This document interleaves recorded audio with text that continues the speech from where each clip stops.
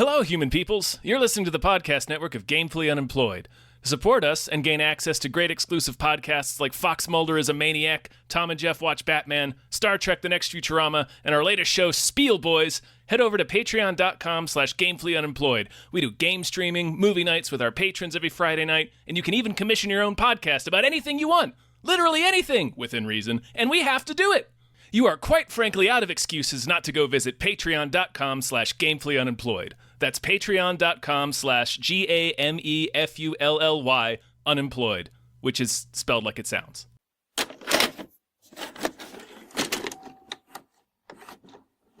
The bacon is shaking. Shaking that bacon. As they say. Smashing that bacon. Smashing that bacon. Mm-hmm. Hey, everybody. Hello, everyone. My name is David Bell. My name is Tom Ryman. And we just watched MaXXXine. Making bacon. Yep. It's ball-crushing fun. It is. Name 5 celebrities who got their start in horror movies. Jamie Lee Curtis, John Travolta, Demi Moore, Brooke Shields, and MaXXXine fucking minx. A lot of crushing in this movie. Lot of crush stuff. If you're into crushing, this is the film for you. Yeah, like, just smushing, crushing hips, the Paramore song, all of the above. Yep. All of this. I still want to cover Beverly Hills Cop. We were going to do Beverly Hills Cop Axel F. Yeah. Yeah. I'll probably watch that on my own time. But we had that penciled in, and then it was like, oh shit, MaXXXine is coming out this weekend. Well, we're gonna have to do that. We'll have to do MaXXXine. Yeah. I had just seen Pearl like last week. That's probably the perfect way to go into this. Honestly, yes and no. Having just seen X would be a big help too. That's what I was about to say. X is the bigger one. I saw Pearl because I was like, I don't want to not understand MaXXXine, and then I watched Pearl. I was like, oh, never mind. This has nothing to do with MaXXXine. It has quite a lot to do with MaXXXine. You know what I mean. But yes, it doesn't. There's no direct narrative connection. But yeah, is Ty West and Mia Goth? Because it feels like this is both of their projects. She's a producer on all three. Yeah, are they done? Is this it? This is all, the three? As far as I know, this is all there is for the X movies. I mean, he announced that he was planning to make 2 others when X first came out in 2020, 2019 or 2020. But I think this is it. Yeah. Interesting. Oh no, fuck. It was way more recent than that. 2022. I'm sorry. Okay. Interesting choice. How'd you like this movie? I loved this movie. Oh yeah, it's great. It's a great movie. I thought it was fantastic. And now that the third one's come out, like Pearl sort of keyed me into it more a little bit, but now that the trilogy's complete, I think I fully see what he was doing. Okay, yeah. Well, Oh, go ahead. Oh no, I mean you might have a better thought on this. I feel like X is the weird one. That's like the odd one out. It is, but it's not. Because what does Pearl? Let me do this. The thing that stuck out to me about Pearl when I watched it, and we're gonna spoil all of these movies. They're very, very good. You should go watch them if you haven't seen all of them, or if there's one that you've missed. Anyway, you should watch these movies before we get into them. I know they seem like they're technically separate, but this is like the third of a trilogy. You really need to watch them together. Yeah. Yeah. You really can't miss Pearl. I think it's the best one. But like Pearl's my favorite. Personally. Yes, but what stuck out to me is with Pearl was not just that it's a very well written character study and Mia Goth is amazing in it. It's that it is filmed like The Wizard of Oz. It is shot. It's shot like a pastoral movie from the 1930s. That's my favorite thing about all three of these. Exactly. They're all shot like their genre. He's doing 3 different periods of movies. The Pearl is 1930s Wizard of Oz. X is Texas Chainsaw Massacre 70s slasher. This one, MaXXXine, is Brian De Palma body double 80s crime thriller. Because they all take place in that era, so they all mimic the era they take place. And the thing that he does that so many other directors mess up is he's not just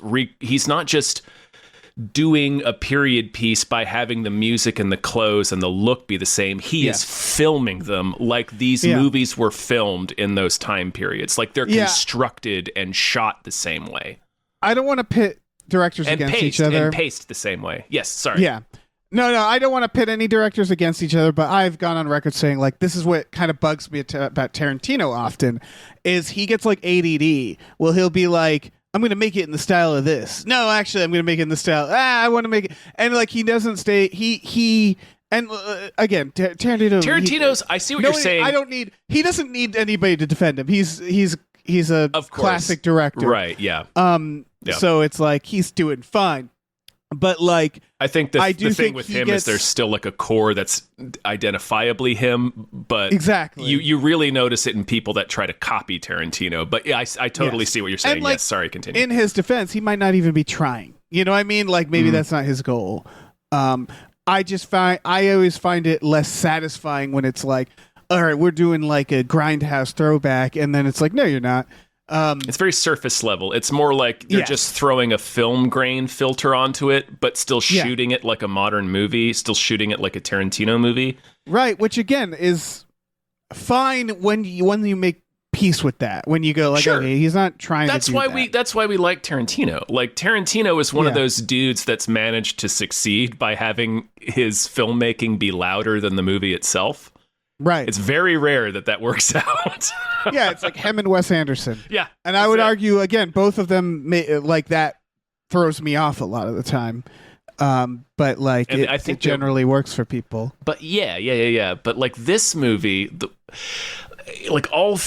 they're all about trying to break into Hollywood, right? It's all about Hollywood. And he's picked 3 different periods of Hollywood that are distinct in how they treat female leads. Yeah, so without X is the one I've seen the longest ago. So I'm only going to speak to Pearl and MaXXXine, but they're both about these women who are sort of trapped in a situation where the world wants specific things from them, and they want specific things from the world, and they're trying to get their thing.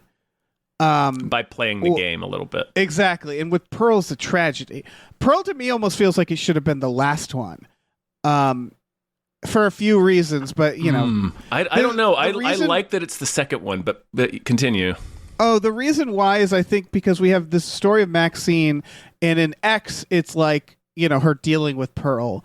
It's really just Texas Chainsaw, that first one. Yes.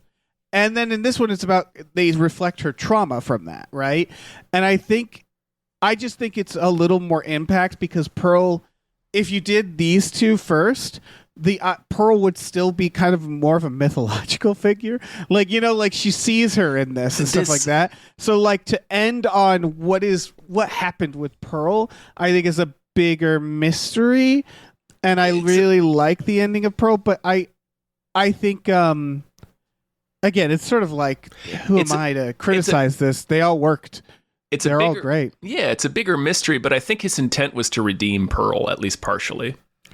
Yeah, I think so. Not like literally, because she did horrible things and she murdered people who didn't deserve to die. She was a terrible person, but like you understand her, and then she sort of like her need, her tragedy, like her being a person who just she wanted to be famous. Like that's the through line. Yeah. It's about wanting to be famous, and it's one of the through lines. The things people do to become famous, the way that people will quote unquote degrade themselves, or how some people are okay with it. Like that's obviously, it starts with X is about, she's a porno star, she's an adult film actress, and then this movie she's trying to break into the mainstream, but she's also still working as an exotic dancer at nudie booths, and she has friends that are also in the same boat where they have headshots, but they're still doing sex work.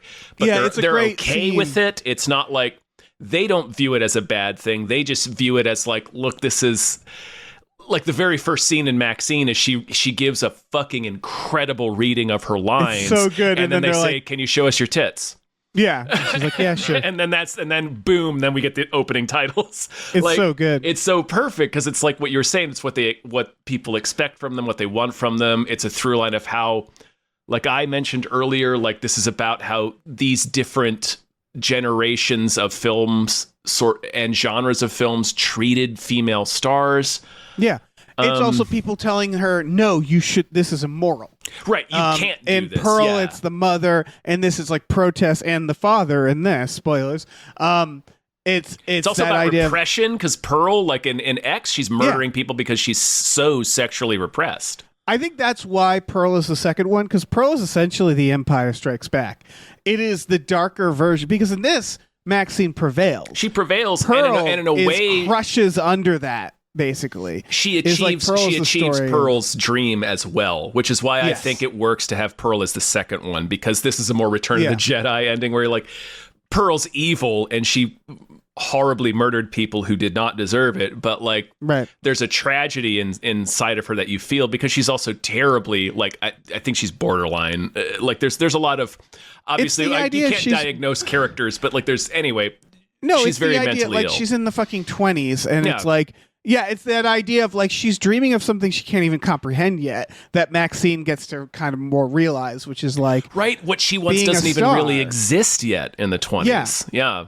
Exactly. And I think it's that idea you think about, like, man, I can't imagine what it'd be if I was like a medieval peasant, where it's like, that's it. Like you'd have like the same like town and that's it. And you're like, that's your life. That's your entire life. Yeah. You can't do anything. She just wants to get out of that tiny town. Yeah. But like, yeah. It's that. And she's in the 20s and you're looking at that and you're like, God damn, like there's nowhere for her to go. Like there's the one projectionist who's like, she's thinking of going with. He's Superman. Is that Superman? That's Superman. Very funny. Yeah. I really like the fake out with him, because you see him and you're like, and I'm not saying he isn't a little scummy. I'm not sure what the age differences are, for example, between them. But you look at him and you immediately. I think they're both. It's a good fake out, because you're like, oh, this guy's gonna be an asshole and take advantage, and then you're just like, oh God. Get out of there, dude! Like, get out of there. He's like he's pretty nice. Yeah. Oh shit. You got stabbed. Oh God, you're trying to drive away. Now you're not going to drive away. As soon as he walks into the house, like, oh man, this is not a We Just Watched for Pearl, so we should focus on MaXXXine. But like, I do also. There's a thing about validation, about how it's 3 generations, but it's really just 2 generations of women. It's three different generations, not concurrent, but 3 different generations of Hollywood, but only 2 different generations of women. But they're both seeking external validation for different reasons. Like we see that MaXXXine had this weird preacher father, and he turns out to be the murderer in this one, which is another thing of like breaking free of what you were told, or the path that was laid out for you. She's evolved from that. Like, yes, you see that opening of the home video MaXXXine, it's like you get Pearl vibes, which is another reason why Pearl is probably important to go first, because you get this idea of like she could have been Pearl. She could have been Pearl. Like Pearl is this going wrong? Yes. Is and this I think that's the obvious. They're played by the same person. Yes, it's an obvious parallel. Is like her and Pearl are one and the same. They both have the same darkness in them. They both had the same like pressures. They have a world of people who want to fuck them, and they want to fuck the world. And it's and they're trying to get what they want from the world, and they're trying to navigate that. But one was born in the wrong time. And I think that's what X is, right? It's almost like they're telling the story in reverse, because you have these 2 characters and then they collide. Yes. And what's interesting is that it's all out of order, where it's like the collision of the 2 seems like the most important thing to happen, but it's also not, because that's not how time works. So it's this idea of like, in X you get that. Like I remember getting that from X, of being like, oh, this older woman is kind of there's a whole story to her, and like it's clear that there's the reflection of these 2 characters, and it's like X is the catalyst for MaXXXine, because I need to revisit it, but like certainly what happens in X is what throws her on this trajectory even more in MaXXXine, to be like, I'm gonna break into movies. I don't want to be a porn actress for my career. That's not where I want to be. I want to be a mainstream movie star. Yeah, and I mean, it's also what makes her such a formidable character. Like at no point in this movie did I was never worried for her. I was never worried, and that's not the like, point. I'm never that's worried not for the point. I'm never worried for Pearl. This is an interesting dynamic or sort of juxtaposition they do with the two characters. Again, this is not a Pearl we just watched, but you almost have to watch the trilogy to watch MaXXXine. Yeah, of course. But like Pearl is somebody who you're worried. Like, she's never in trouble. You're worried for the people that come into contact with her. Yes. Like, anytime somebody's alone with Pearl, you're like, you need to get away.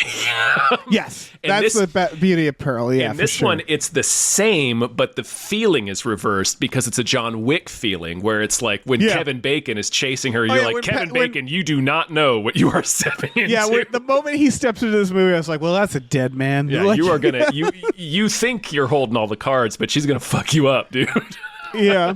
But we're She's on her side for it. It's like death. yeah. Like a ball sack. Yep. Like a ball sack. She will like crush a you. water balloon full of the Master of Disguise's cherry pie disguise. Yeah. That was a good theater reaction. I got a big loud theater reaction. That and the scrotum crush. Ball sack. Oh yeah, the scrotum crush. Yeah. Yeah. I thought you were talking about Kevin Bacon. That also got a big reaction. That was fun too. He got the assignment. He's like, you're a coward and scumbag, and he's like, yeah, I got Scummy, Louisiana private detective. He's incredible in this movie. He is so much fun. I love they do the Chinatown nose thing. They do, yeah, to the point where I thought he was going to get a switchblade in his nose. Yeah, she has a switchblade. It's sort of like, I feel like it's subversive in the way where it's like, yeah, in another movie he'd be the main character. Like that's what they're sort of I don't know, pointing out a little bit where it's like the private detective is often their own movie character, and sometimes he's just on the sidelines here. But also in a noir, because this is a noir. This is like a neo-noir, like 80s style, like we said, Brian De Palma. But they're also frequently antagonist characters, like somebody who's trying to hide from their past. This is a common noir trope where a detective or somebody will show up and be like, I know who you are, you better talk to me. Oh, for sure. I just think of the dynamics of like MaXXXine, a sex worker who's like friends are getting killed. She in a lot of movies would just be a corpse, right? Like she is a side character in another movie, so we're swapping the perspective with MaXXXine. Related to that, the two cops. Michelle Monaghan and Bobby Cannavale play the two detectives who are investigating the murders in this movie. I think we haven't really even said what this movie's about yet, but it's MaXXXine in 1985. She gets a part in a horror movie that's directed by Elizabeth Debicki. Yeah, who's a stone cold bitch. She's great. Yeah, she's great. She's exactly the type of character you'd picture her playing as a film director. Yeah. So she's basically like telling MaXXXine, you need to get your shit together and do this right, or your shit can. And she's like, I will. So there's this serial murderer that's killing all of her friends around her, and Kevin Bacon is like, hey, this guy hired me to find you. He knows who you are. He basically just he's doing some game with you. So it's like a noir thing where the noose is tightening, except it's in the reverse, where she's just... It's like the scene in Watchmen where he says, where Rorschach says, you're locked in here with me.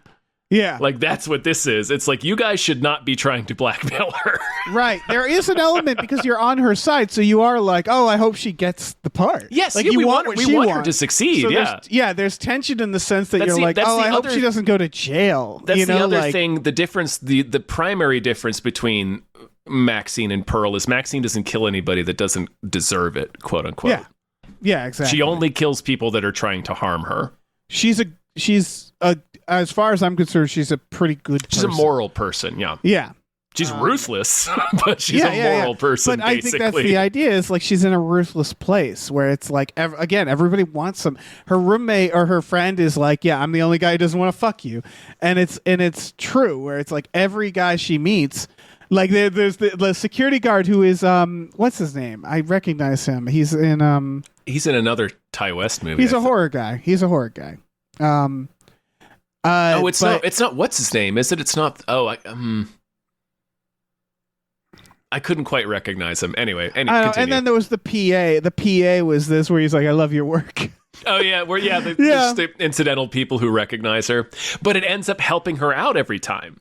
Like her quote unquote notoriety as an adult film star comes up a few times, but it only comes up with like people that want to help her. Like it comes up with like the blue collar people on the film lot, and both of the guys who recognize her in that way end up helping her in the movie. Right.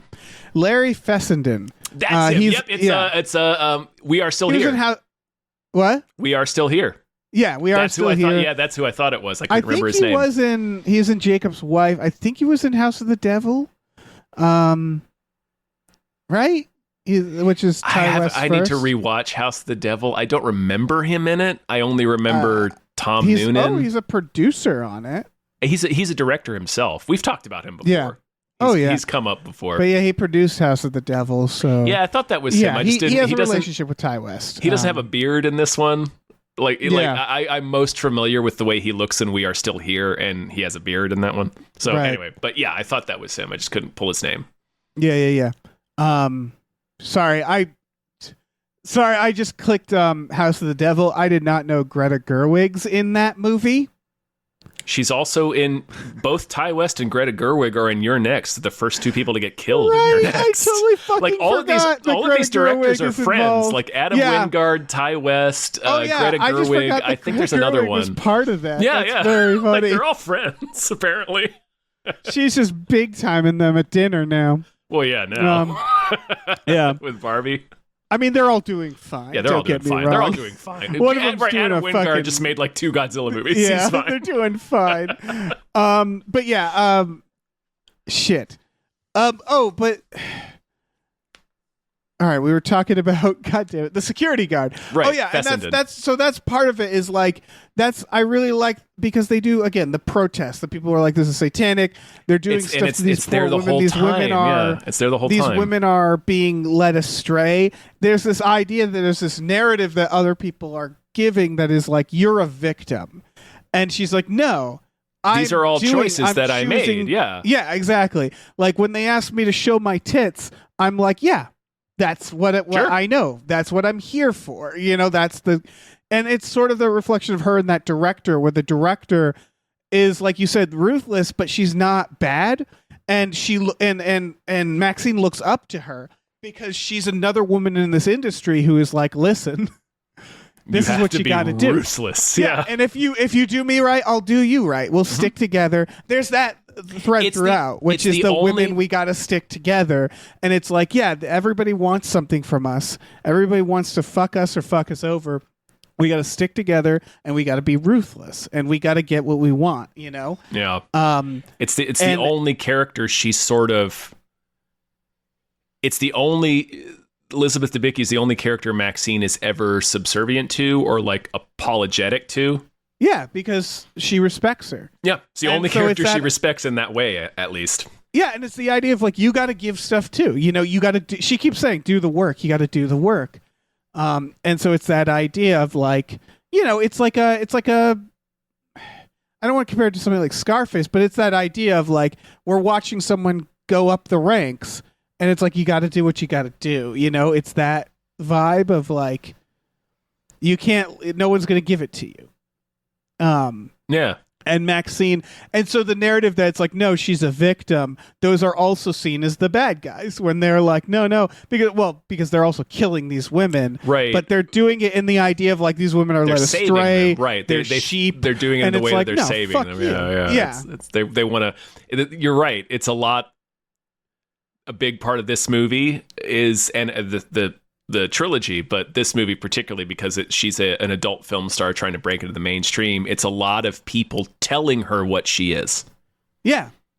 What she is and what she should be and what she should do. And it starts with that too, like with that home movie of her dad. You know, when they repeat that mantra, I will not accept a life that I don't deserve. Right. And it's our audition tape or whatever. It's very classic, like pageant parent stuff. So we see that her parents set her on this path early on. And that is the best part is that is what she takes to heart. Yeah. And she does. Like, she thanks him before she kills him. Yeah. And that's what's funny is you look at that between the difference between her and Pearl. Pearl, her mom was like, you need to accept this life. This is what you've been given.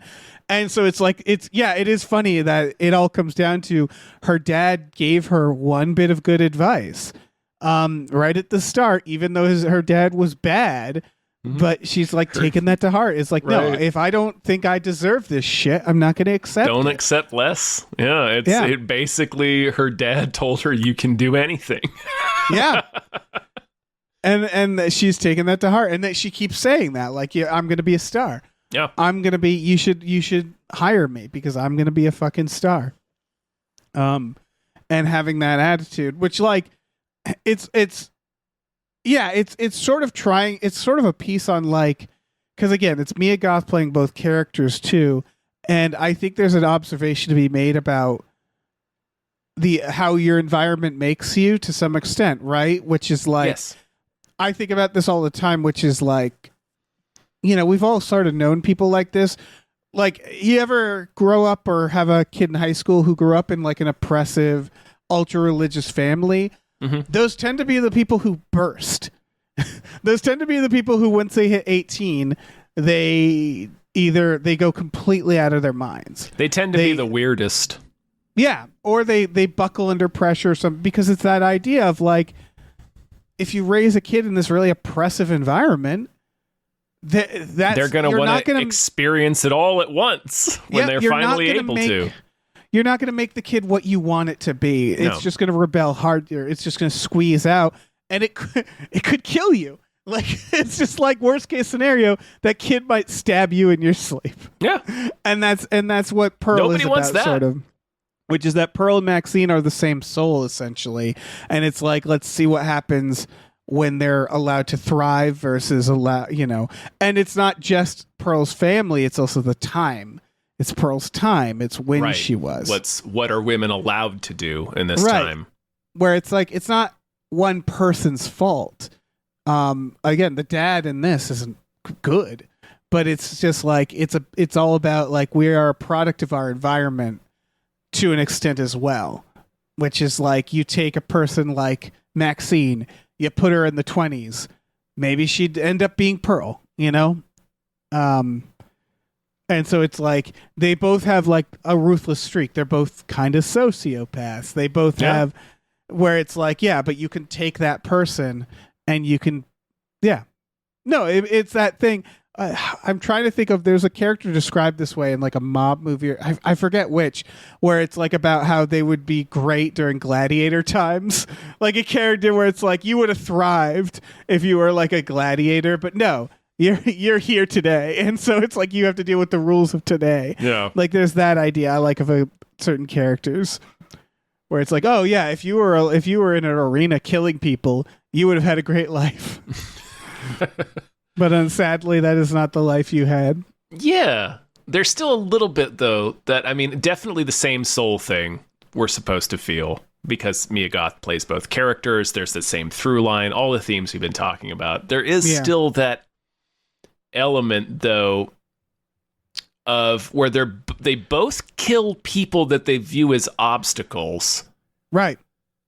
But Pearl's is more like it's different types of obstacles, right? Where Pearl seems more ruthless because the world around her is more ruthless, is more oppressive for her. Or is more oppressive in a like polite society way. Yeah. Which is that, like, for example, the projectionist that she kills, you look at that and you're like, that guy didn't do anything. But it's what he represents, which is like that idea of like her ticket out of town is like, she has to latch onto another guy to do what she wants to do. Whereas MaXXXine, for example, doesn't have to do that, right? Nope. MaXXXine doesn't have to get married. Whereas Pearl, like, there's this idea of like, you're defined by she's the married guy. to Howard. Yeah. Guy's away at war. Yeah. He comes back home to a site. Right. Yeah, I love that, knowing that what happens in X. So that means that Howard she was fucks just him like, to death, yeah. Yeah, but it also means that they had a relationship for a while. So for many like, years. Yeah, Howard got home and he's like, okay, we'll work with this. I mean, you got that sense in X. Like you like, he's clearly like maintaining her whims, and then Pearl, it's just, he doesn't come in until the very end, but that very end of Pearl, like, oh, I completely understand X now. I love the idea of him coming home and Pearl and being like, listen, I am so horny. I've been at war. This is fine. I'll take this. I'll take whatever this is. Yeah. 2 dead parents, that's fine. That's fine. We'll bury them. We'll move on. It'll be all right. Oh, man. That's the thing. So I guess I definitely like Pearl more, and I think it's because Pearl is just, as a movie person, it's such a landing where you're just like that smile in credits, and you're just like, fuck, man. Oh. And like Pearl is more of a tragedy. I like how they duplicated it in this one too. With her head? With the head, yeah. Yeah. But the head, I thought, is a less powerful ending. And I get why MaXXXine is the last one. Well, it's about artifice. As right? like a film person, I'm just like, but Pearl's ending is just like... Pearl's ending is the bigger gut punch. Yeah. But like, I feel like doesn't this necessarily make it the best film to end on. Like, it ends in this one. It ends on a shot of she's now the star of the movie. MaXXXine's now the star of the movie. It's her dummy severed head on a bed, and it freezes on that for a bit. So it evokes the ending of Pearl, where the last shot is a close up of Mia Goth's face, where she's just holding a smile, and she holds it for it's a very famous shot. Yeah. She holds it for the entirety of the end credits, and it's like 4 minutes, and it clearly becomes painful for her because she's not blinking, and she's crying. Yeah. And if you read the behind the scenes, it's just Mia Goth waiting for the directors, waiting for Ty West to say cut. So she's just like, when is he gonna fucking say cut? So good. She must have known. I think after a bit, it probably became clear to her. Yeah. But so this one starts in the severed dummy head, pulls out to the back lot. Like, you think it's going to be for the whole credits because it goes for about a minute just on this head. But then it pulls out to the back lot where you can see all the studios. Then it pulls out even further, and then it just keeps pulling out. So it's like it's letting you know that this whole thing was about Hollywood the whole time. And that last shot of her head, her facsimile head, miming a horror that she has actually experienced but completely buried and erased. Right. It's like, it's Hollywood. It's about the way we self-mythologize. Or self-edit. Hollywood, yeah. And I mean, that's why... but anyway, yeah. No, the dreams of Hollywood, why it's such a clear image is because everybody relates to it. Like this, a lot of this is shot in the Universal backlot. They use the Psycho set. The Psycho set features prominently, actually. Yeah, which part of me thinks that Ty West just really wanted to shoot on the Psycho set, and I get that. I mean, it works. It works for the film. Don't get me wrong. But like when I worked at Universal Studios, I worked just doing like ride shit, and I didn't realize how much access I could have to that shit because you can just go walk around down there if you time it right. So like I've been in that house, and like it was special. Like that's like a special thing to me because it's like this is where they shot fucking Psycho, you know? Like now that's incredible. Is it just a facsimile? Like it looks like? Is it just a facade? Like inside, yeah. It's mostly a facade. Like there's a little bit like the floor.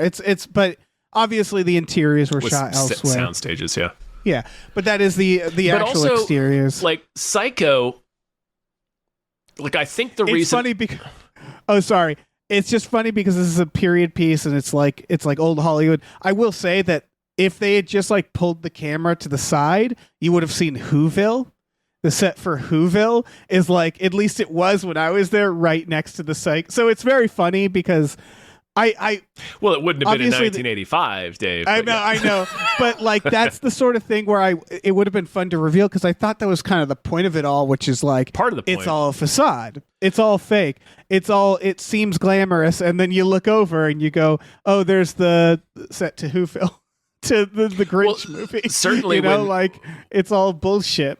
And I think that's the whole point of Hollywood, right? Is it's this fantasy.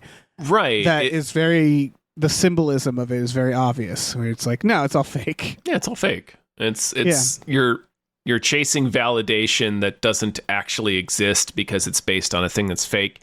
But the Psycho connection, like we see the Psycho house twice. Elizabeth Debicki, the director of the film, drives Mia Goth, MaXXXine out to the Bates Motel house set, and is like, yeah, you recognize this? Yeah, it's and she gives her a big speech or whatever. So we're introduced to that idea there as you know, this is you're touching greatness, like Psycho's a classic, you're brushing up against greatness. But she also sees in the window. She sees in the window Pearl. Yeah. And that is a very direct, because you think of Norman Bates and his mother, what they represent. In the window, yes, the duality, and it's the alternate personalities. So it's like, it's but good also use of Psycho. But also in that scene, Debicki points out the reason the Psycho twist worked is because people couldn't conceive of that back then. Yes. In 1960, they're too prudish. People could not conceive of the idea that Norman Bates was dressing up as his mother to murder people. So that's why the twist worked. Because it's not a thing that was done. It was against expectation. It was not what a leading man was supposed to do, which is the entire through line of you this go back movie. And watch Psycho, Anthony Perkins, where it's like he's a charming leading man. You don't think about that, and it's like he's very modern in Psycho. Like if you watch Psycho, it's remarkable. He seems like a modern lead in a rom-com where he's There's a guy reason why that's like one of the best horror performances. Yes. Yeah. Where you're looking at him as he's a guy where you're kind of rooting for him because he's just a little odd. He's not quite landing it, but you feel for him. And so the whole movie, if you don't know the twist already, you're sort of thinking, oh, he has this overbearing mother. Anyway, very modern performance. Did not fucking realize that who his son is. Did not fucking realize that Oz Perkins is, in fact, related to Anthony Perkins. I did not know that either. The director of Gretel and Hansel? Yep. The director of Longlegs is Anthony Perkins' son. Makes a lot of sense. Blew my sister texted me and I was like, oh my fucking God. Yeah, like what a great fucking family. Yeah, that's all. Anyway, but yeah, I wanted to call it that scene because it's both when she runs from Kevin Bacon later, she runs inside. She finally goes inside the Psycho house, and we see immediately that it's just a facade. It's just boards. There's nothing inside of it. Yeah. So, like her seeing Pearl in the window earlier was like there's nothing to that. Like it's whatever you decide it is. It is kind of amazing because I do think that use of Pearl was, it's her mother. And to her, it's her past. And then what this movie teaches her is that her past is whatever she decides it is, because this is a world based on fantasy. But what I think is amazing about that moment is that movies have been around so long that like you can use another movie to symbolize something easily. Right. And because it's not like a woman in a window in the Psycho house. Like if you see a picture of the Psycho house with a woman in the window, that symbolizes something. It symbolizes an entire story. The way they use it in The Simpsons with Principal Skinner. Exactly. Like that image has an entire movie, a story behind it that we just it's a loaded image. It's like showing a picture of the tortoise and the hare, where Slow and Steady wins the race. You don't have to know the story. You just have to see the image, right? And that's the same here. It's like seeing Pearl in the window there symbolizes immediately. You're like, oh yeah, Pearl is like her little secret, her inner self, her alternate. Yeah, the thing she's trying to keep hidden.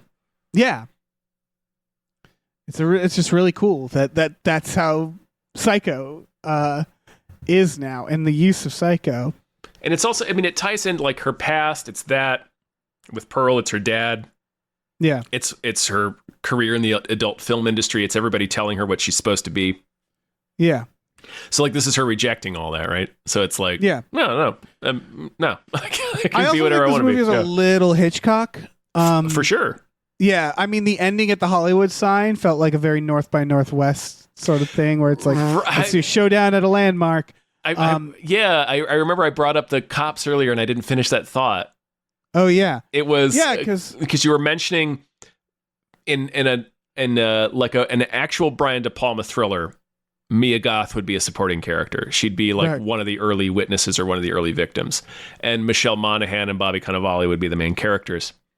They run off into the hills at the climax. Like Maxine's dad kidnaps her and takes her to this house and is doing this exorcism crazy ritual. The two cops show up. There's a shootout. They chase her dad up into the Hollywood Hills to the Hollywood sign, and we hear like a little bit of what's going on up there, but we don't get to see it because we're following MaXXXine the whole time. So she gets up to the Hollywood sign. Bobby Cannavale's already shot. He's shot in the chest. He's obviously dying.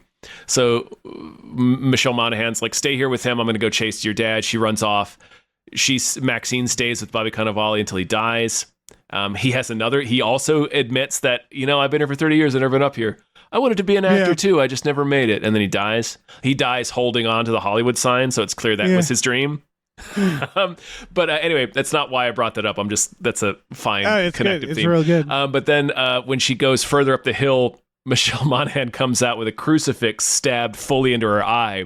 And she's just babbling like random synapse misfiring gibberish because her brain's been pierced, and then she tumbles down the hills and we never see her again. It's a funny way to go. So it's like they had a crime thriller finale that we did not get to see. Yeah. So it's like continuing with that idea where they would be the main characters in a different movie, except we're following a supporting character. So we didn't get to see that climax that they had. It also that's has why a I brought them up earlier. location. I wanted to point that out. No, it's perfect. Also, as a location, the Hollywood sign is also a facade.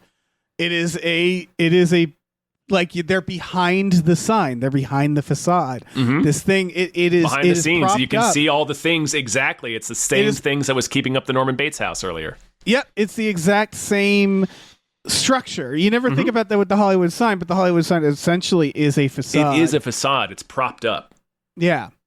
And so like, I don't know, that's interesting. That's interesting symbolism for Hollywood in general. Mm-hmm. Like the Hollywood sign itself, I see why that's such a good sign, because it represents like a film set. It's like this big weird thing in the hills that's like grand, and then on the other side it's just a bunch of shit holding it up. Also, it never I don't think we've ever actually brought this up in an episode before, but in case listeners don't know, it was a sign for a property development. Yeah, which is like, it was called Hollywood Land. It's called Hollywood Land, and the land anyway. But it's also not very big. Yeah, it's not very big, but like, it's so funny that like that iconic thing is just like the Hill Valley sign from Back to the Future. It's just an advertisement for a property development. Right. That's it. But it was for like a suburb that they were building in the fucking 40s or whenever it was. Yeah. But I get it looking at that and going like, yeah, that's pretty cool. Yeah. That's pretty cool. It's pretty Let's cool. Keep it up. But that's all it is. Yeah. Yeah, and I mean that's the beauty. Like that's the whole, again, the symbolism of Hollywood. Like I remember when I first came here and realizing, past, right? It's rewriting the past. Like, what does the Hollywood sign mean? I don't know. I just told you what it actually means. Right. And you like coming to LA and realizing like, yeah, they don't really like the way movies are made. It's like the actual things happening is in like a fucking warehouse in Burbank that you'd never see. Yeah. You know what I mean? Where it's like, yeah, they shoot things in the studios, don't get me wrong. But like, it's just, it's obviously, it's just jobs. It's just work, Yeah. A lot of demystifying there, but and that, this movie's not part of this. I mean, her talking about but you have to do the work and like, this really clings to the mystification of it though. Like this trilogy and MaXXXine specifically aren't about demystifying the dream necessarily. I think, but like it because they're not the dream, right? Yeah, because they're not devaluing the dream, but they're making it. Maybe it is a demystification because they are showing you just exactly what it takes to do. It is a dream, but there's a very harsh price to pay. I think the reason why Hollywood is, again, often used because it represents your basic dream. Where you look at being an actor, that idea every kid wants to be an actor or something, and I think it's because it's the same it represents a fantasy job of being a prince or princess. Yes, royalty. Everybody loves you, and you don't have to do work. It's a rescue from your terrible life. Yeah, you're famous, rich, and your job is awesome. Yeah. And what often gets pointed out is like the job isn't actually that awesome. No, and you do have to do a lot of work. And on average, you're not going to be like they do a thing where she has her fantasy right before she blows her dad's brains out or pops his head. She scanners him. Really obliterates his skull. Yeah. Where she's imagining herself like in front of the Chinese theater, like full on celebrity. And then what they show is like kind of like after that, it's like the more grounded version. Like she's still working on the movie. Like, yes, she made the news, but it's not like. But it's all a version fantasy of what she thought. Like, she is getting credit for toppling a serial killer. She did get to be the new lead of the horror movie because Lily Collins got murdered. Yeah, gets her head Phil Collins' daughter got killed. Yep. Yeah, totally gets chopped up in a suitcase. But you're right, but it's the grounded version of it. Like, she has a vision. Like, she has her dad down at the Hollywood sign. She's about to blow his head off. There's a police helicopter above her telling her, it's over, throw down the gun, we've got this. And she has a moment, like a Last Temptation of Christ scene, where she pictures what'll happen to her. Like, she's weighing her options. Okay, I could give up, but if I kill him, this could happen. And she has like this vision of her being on Oprah and having, like you said, Chinese theater, all this stuff. And then it's like, thank you, Dad. You told me don't accept what I don't deserve. I deserve to be a star, so I'm going to shoot you in the head. I should kill you, both barrels in the face. And she gets a version of that. Yeah, you're right. Yeah, exactly. And it is, again, like we're saying, Pearl, it's an obstacle. These people aren't just obstacles, they're opportunities. And it just so happens that with MaXXXine, no one's going to miss these people. They're not innocent people that she's going after. Right, you're right. There it is. It is all about the situation. Because Pearl was... there's been a lot, I don't know, like I still see a lot of, like I feel like Pearl is still in a way, an examination of somebody with a specific mental health disorder.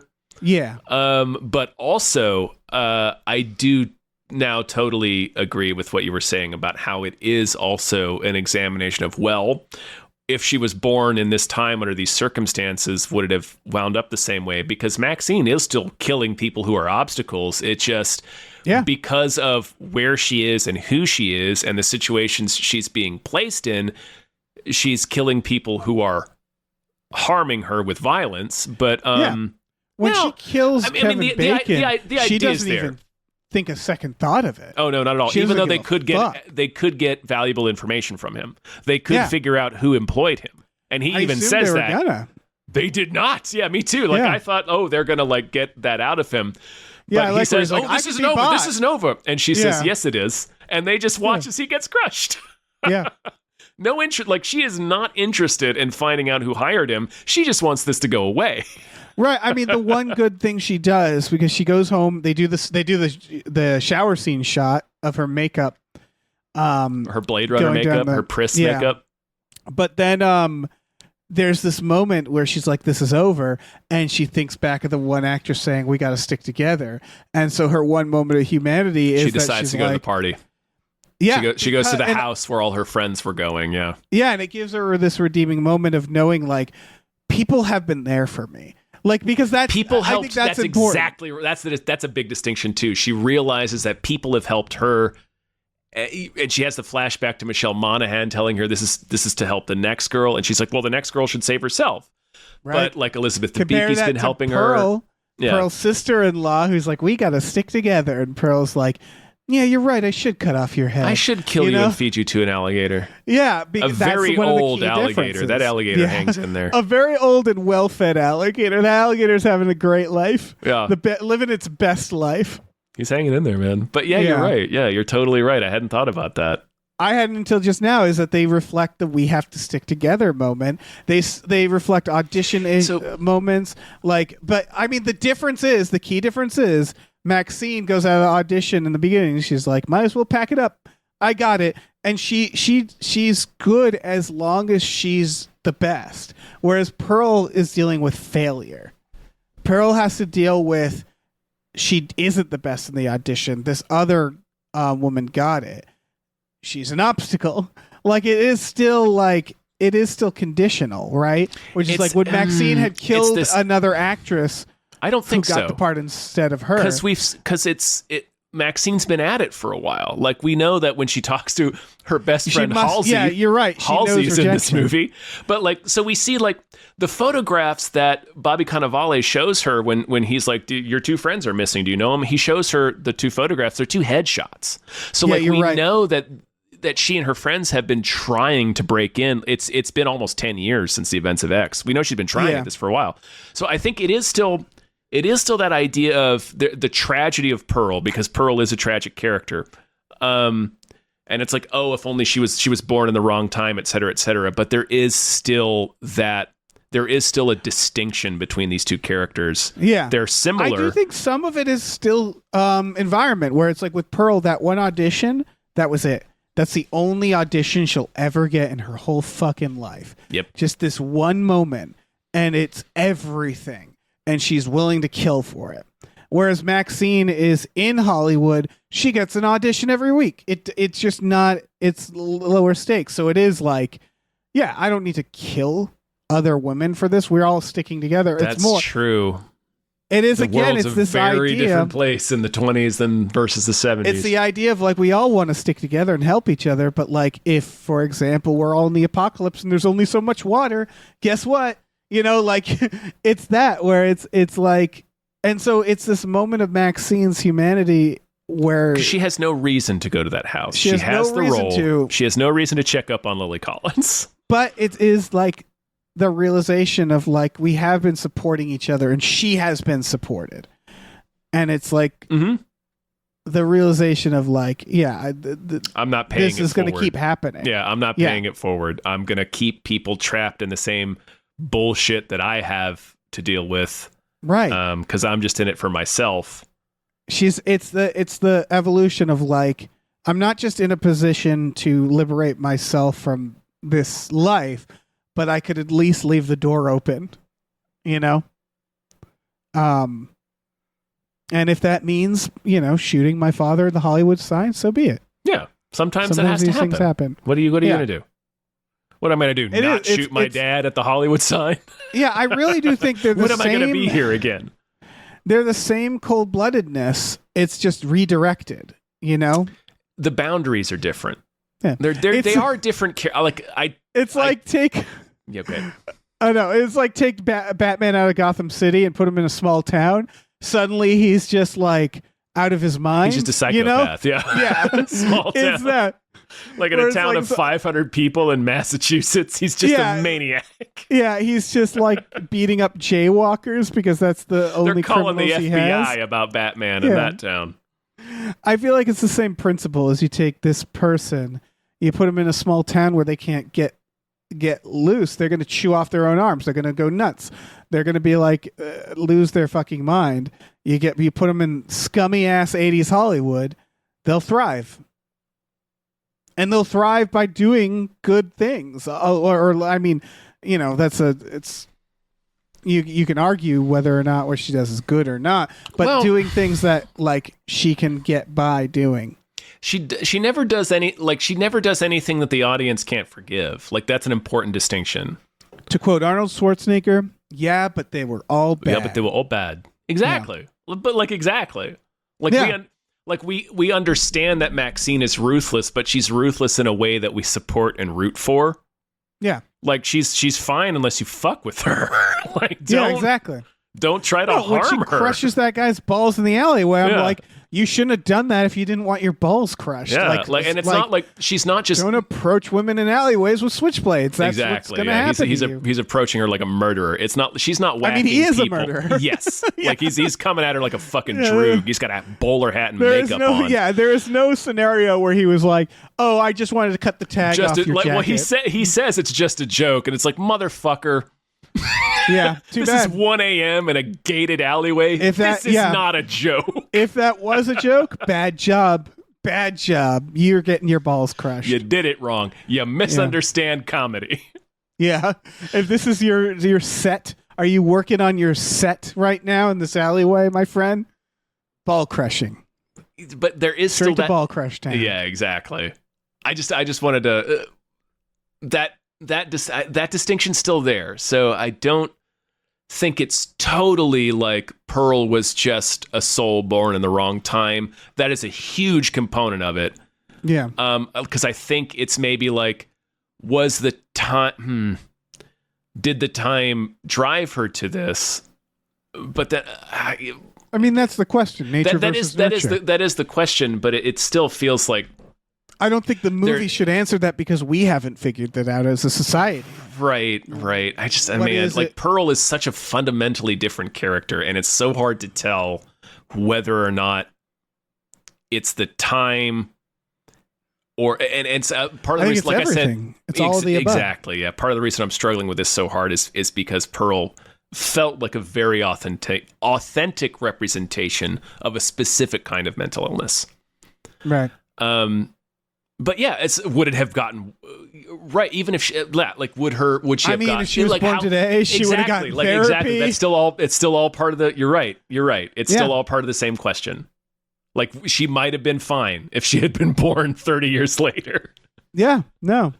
She might have been.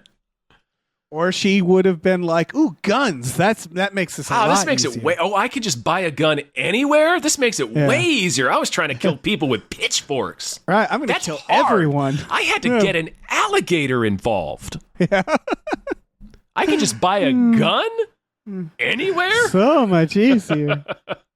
I've never even seen a gun outside of a shotgun. I live in a farm in the 20s. Yeah. I've seen duck guns. Yeah. Oh, man. Oh, Pearl. I guess the dad in this is also an ex as a televangelist. That's a good setup. Makes sense. I remember him because they focus on him a lot. So I figured he would become a character later. Okay, yeah. That's cool. And it is, in fact, I got to watch X again. Her dad. Yeah. It's a good little reveal. Yep. It's a good idea. Yeah, I mean, this is a fun little noir mystery. Like, to the point where I was looking around going like, who is it? Who's the bad guy? Yeah, I was really struggling for a minute. I briefly thought, is it the director? But I was thinking like that was like my watching like my Wes Craven Scream brain being like, all right, if this was like a Scream movie, who'd you like? But it's like that wouldn't make any sense. That would be dumb. I'm glad it wasn't that. The reveal is because when he comes out, you're like, who's that guy? Right. And then when you realize, oh, it's her fucking father. It makes all the sense in the world, you know? Yeah. And it's also very noir, right? Because yeah, very often noirs are impossible to solve because they're not whodunits. It's not that kind of mystery. Right. It's about pulling at a thread that part of it, but part of noir is about pulling at a thread that expands into this huge, unfathomable mystery, right? That you did not anticipate. So, like, after a bit, I just stopped worrying about who the murderer, because I did think Elizabeth Debicki for a bit, but I sort of abandoned that after a minute. I was just like, I long for the ride. I was like, well, the murderer is going to be whoever they tell me who it is, right? This didn't give me whodunit vibes, so I wasn't engaging with it that way. Yeah. That makes sense. It's still very good though. Like it's so De Palma. Yeah, and I'm the same way. Whereas like it doesn't present as that. De Palma is a big milestone for this. Man, I was just looking this up. The casting people. This seems like an oversight. I just assumed they were the same actors in Pearl. Doing the casting for the church, they should have been the same people. No, that would have been a good idea. Yeah. Do it again. It should have been all the same people. What are we doing? Yeah, doesn't matter. It's fine. Yeah, it's fine. What's his name? Is her agent? Great fucking role. Giancarlo Esposito. Yeah, he's just in everything now. Yeah, he is. Incredible wig in this film. Roles. He's still a murderer in this. He's still a terrifying man, but I love that they made him like he's the terrifying man in a way that isn't scary, where it's like he's just a scummy guy, you know? He's terrifying in a different way. Like he's terrifying like, oh, you're just completely depraved and there's no depth to your depravity. There's no end to it. Proudly, where he's like, I like a good agent. I will kill for you. I'll go to jail for you. I love that. I love how devoted he is. Yeah. It's a great idea. Like, listen, I know where my money comes from, so yeah. And again, it's unlike Pearl. She crushes Kevin Bacon in a car for her. Yeah, it's like, you get out of here. We'll take care of this. Yeah, feeding some dogs like they're a couple of alligators. Exactly. Happy little puppies. I don't think I have anything else to say about this. No, there's fun little Easter eggs throughout that reference other things. Like on the movie lot, she walks by a bunch of World War I GIs, which is obviously Howard from X and Pearl. Yeah. There's things like that throughout. For sure. I don't know. It's a very good movie. I think it does not stand on its own. You cannot watch MaXXXine without at least watching X. Yeah, this is a fascinating trilogy, and I think in the end it's great. But like I've said this before, X was good. I'm a big Ty West fan. Me too. I think he's a great director, but I was very mid on X. Like I didn't think much of it at the time. Yeah. But like I saw House of the Devil when that first came out, and I remember being like, I'm so excited for what this person's going to do. And then The Innkeepers is so different. And I was like, fuck, this is great. And then, obviously VHS. The Sacrament. And then he didn't do anything for a very long time. I have not seen... what's the Western he did? Oh, I'm not sure. Oh, we've mentioned it before, but I can't remember what it was called. In a Valley of Violence. I haven't seen that yet, and I need to. And it's all to say that when X was coming, I was so excited. And X was good. It was good. And I was like, cool. That was great. Can't wait to see what you do next. And as like a big fan of paranormal stuff, I was like, ooh, I wonder if you'll do like an Innkeepers again or something like that. And the possibilities were endless. And when I heard that he was just doing a sequel to X, I got a little bummed because I was like, oh, I mean, X was good, but it's not personally my favorite genre. Like, it's a very selfish reason where I was just like, I kind of want him to do like a ghost story or something else. I really like Ty West, so I like the variety, or do something like Sacrament. Like, he does a lot less paranormal shit. And he hadn't done a sequel yet either, so it was like, so many of his ideas and I just work so well because they're one-offs. Yeah. And I completely slept on Pearl, and then me and Hannah watched it the other day, and I was just like, "Oh fuck, Pearl's incredible. It's probably his best movie. This is so good, yeah. It is probably his best movie. It got me so excited for MaXXXine. It reinvigorated me, and I don't know even why I doubted him because again, I had liked every single fucking thing he'd done. I wasn't even like, "Oh, Pearl's bad." I just hadn't watched it. It struck me as a weird idea. The same thing. Like when I saw X, I was like, "All right, that's fine." And I was ready to move on. I was just like, I want to see something else. He's going to do 2 more of these. I'm like, really? Yeah. What's it going to be? And it's going to be about this, and it's fucking awesome. It's so good. It's so good. It's such a good idea.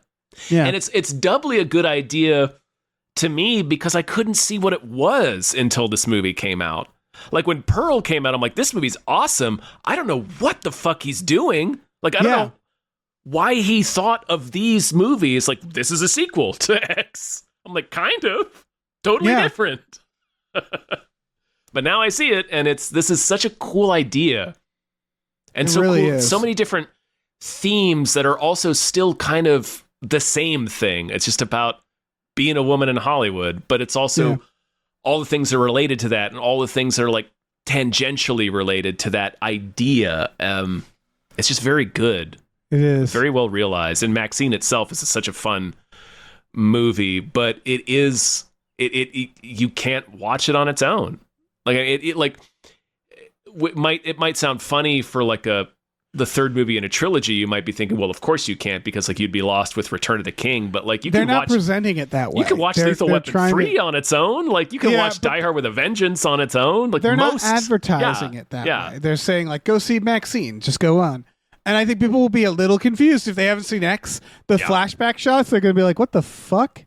You'll still get it, but you'll still enjoy it. The Pearl stuff is more like you don't need to have seen Pearl.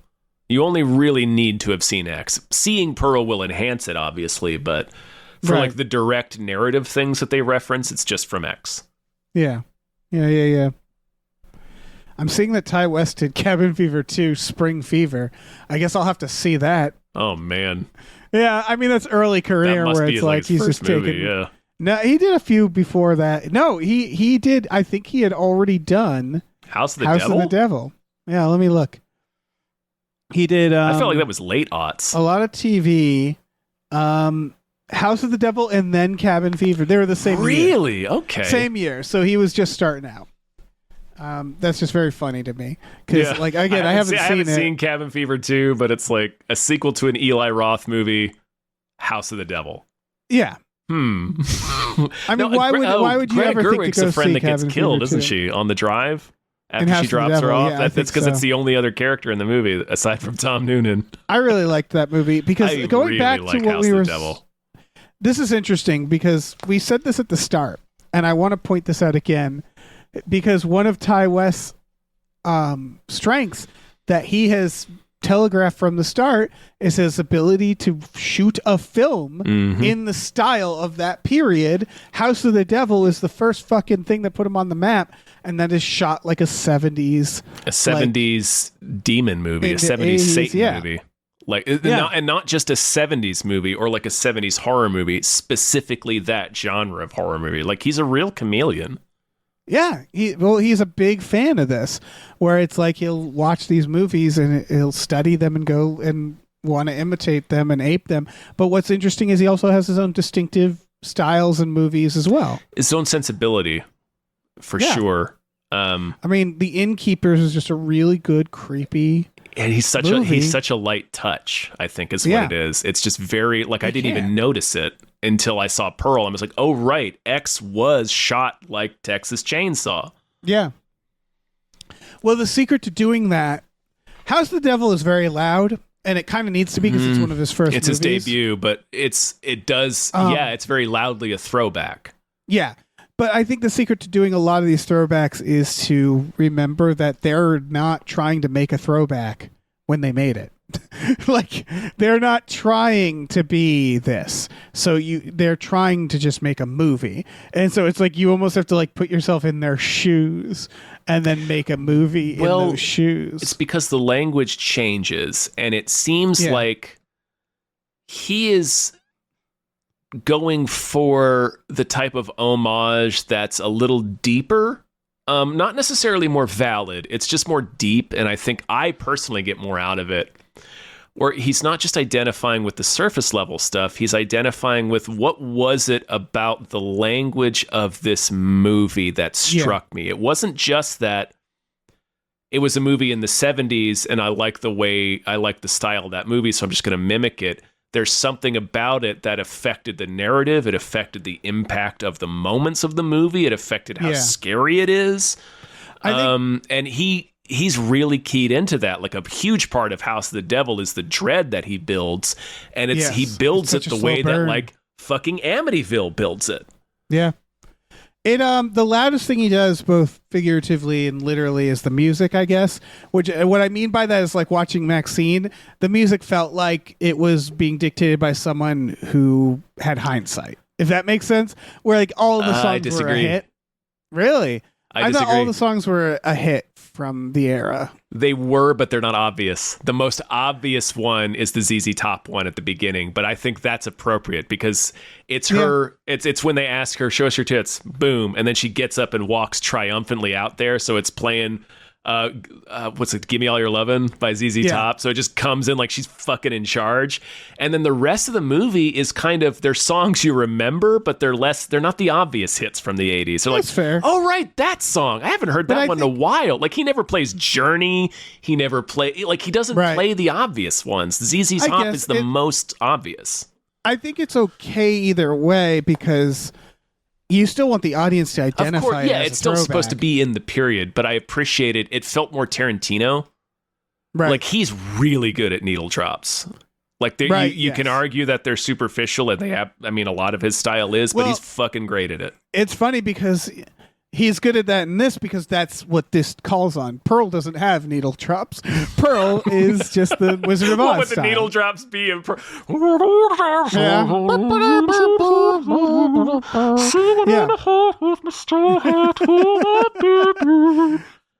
the fuck would that be? 100-year-olds are watching Pearl like, oh, I fucking remember this one. Track. That shit brings me back. Candy on Coney Island, moving down the river. Oh, that's what I want from Pearl. Yeah. Good movies. Bunch of Stephen Sondheim. Yeah. Not Sondheim. Oh, yeah, Sondheim. Wait. Wow. I can't remember now. Fuck if I know. I get eras of musical theater mixed up. I mean, I don't know from music. I don't know any music. Not Yeah, Dr. that's right. Music. Well, no, Sondheim is later. Sondheim was born in the 30s. Oh, okay.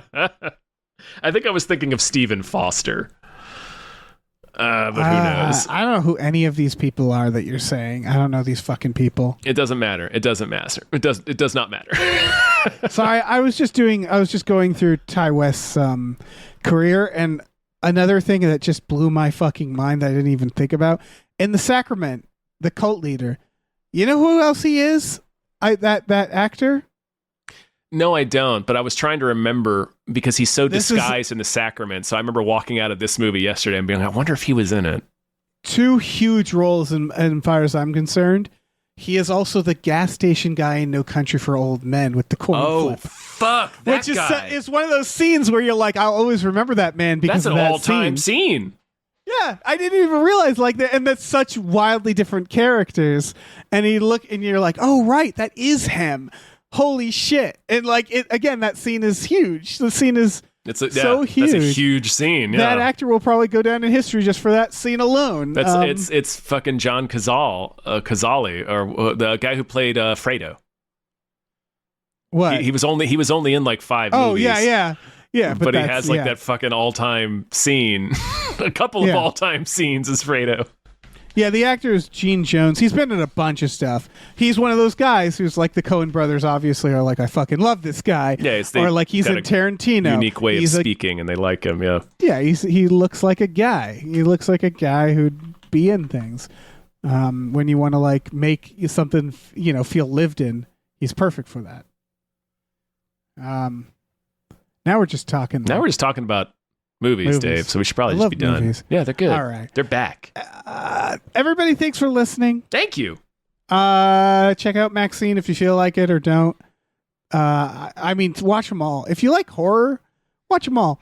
And it's weird because they're not like some of them are more horror than others.